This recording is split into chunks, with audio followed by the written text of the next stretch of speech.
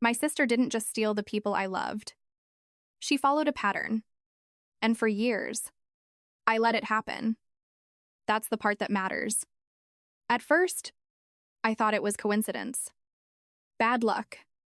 That I kept choosing the wrong men. The kind who could be distracted, influenced, replaced. But after a while, the details stopped changing. Only the faces did. The way it started, the way it ended, even the timing. It was always the same. She would appear at just the right moment, learn exactly what they were missing, and become it. And they would leave. Not suddenly. Not dramatically. Gradually enough that it felt inevitable. For a long time, I tried to stop it. I hid relationships. I avoided bringing anyone around her. I controlled what I could. None of it worked. The outcome never changed. Only how long it took to get there. And eventually, I understood something I should have realized years earlier. I wasn't dealing with random behavior. I was part of a system I didn't control. And reacting to it was never going to change anything. Because reaction happens too late. By the time you see the damage, the pattern has already done its job. That was when I stopped trying to protect what I had and started thinking differently. Not about how to stop her, but about how to use the pattern itself. Because if something keeps happening the same way over and over again, it's not chaos. It's structure. And structure, once you understand it, can be redirected. Once I stopped seeing it as a personal problem, everything became clearer. Because if the pattern wasn't random, then it could be studied. And if it could be studied, it could be used. I didn't start with another relationship. That would have been the same mistake all over again. Instead, I started observing her the way she had been observing others for years. What she responded to, what she ignored, what made her interested, and more importantly, what made her competitive. Because that was the real trigger. She didn't just want what I had. She wanted what she couldn't easily take. That's why hiding things never worked.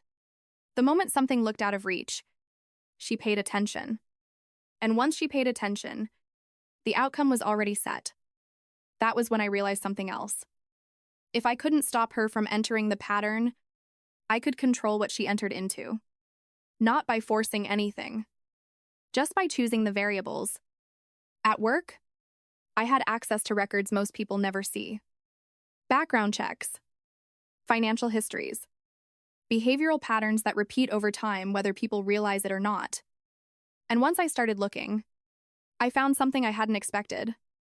There were people who didn't just manipulate casually. They specialized in it.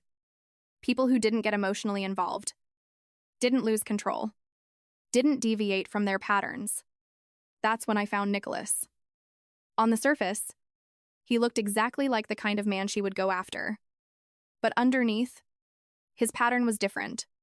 Structured, consistent, calculated in a way that made him predictable if you knew what to look for.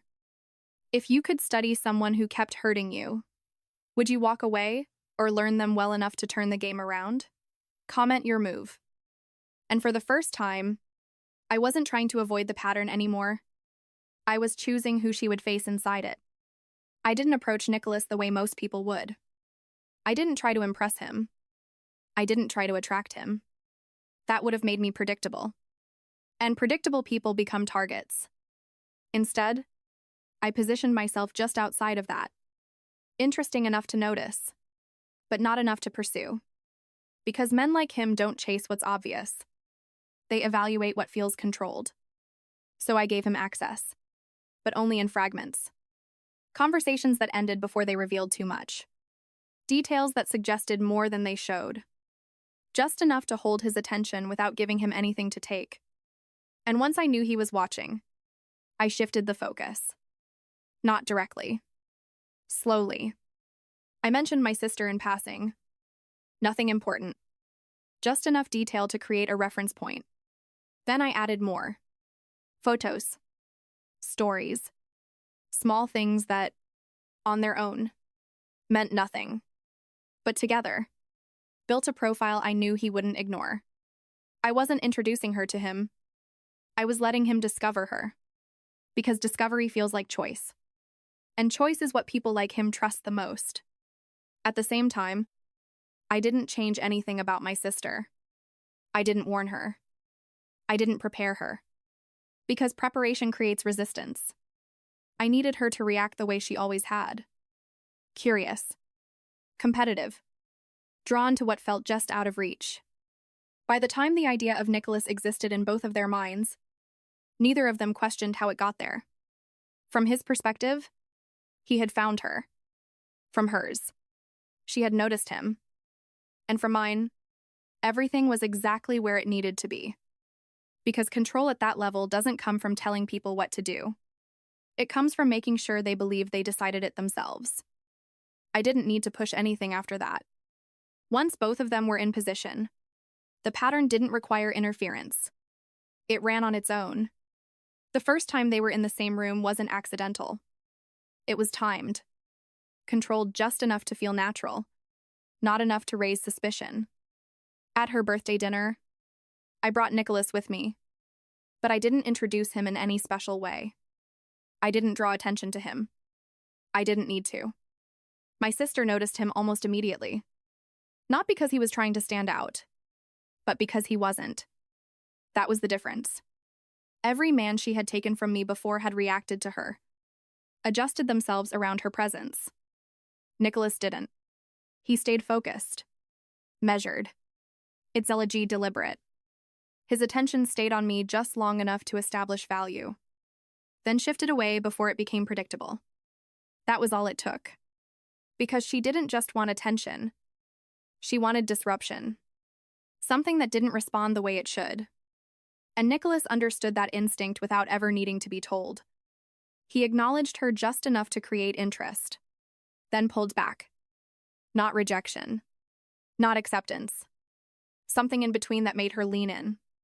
From the outside, it looked natural. Two people gradually noticing each other. But there was nothing accidental about it.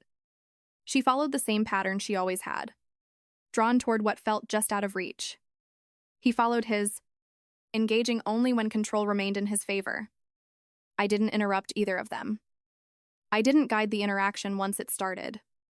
Because by that point, everything important had already been decided. The moment she chose to pursue him, and the moment he chose not to stop her, the outcome stopped being uncertain. It became inevitable.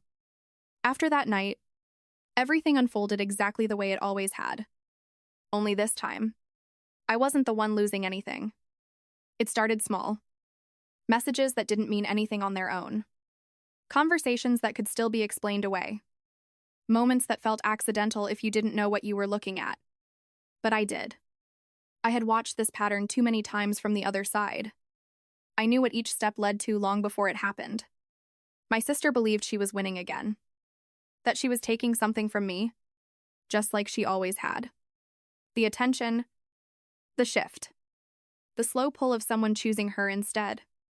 And Nicholas let her believe that. Not by giving her everything, but by giving her just enough. Enough to keep her engaged. Enough to make her think she was getting closer. But never enough to let her feel secure. Because control doesn't come from giving people what they want.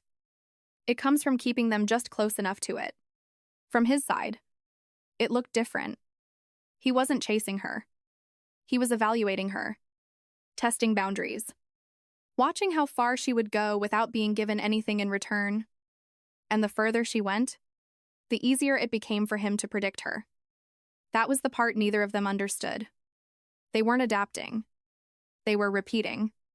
The same instincts, the same decisions. Over and over again. By the time things between them became serious, it wasn't something either of them had chosen consciously anymore. It was momentum. And momentum doesn't stop just because someone realizes they should. I didn't interfere. I didn't step in. Because at that point, there was nothing left to control.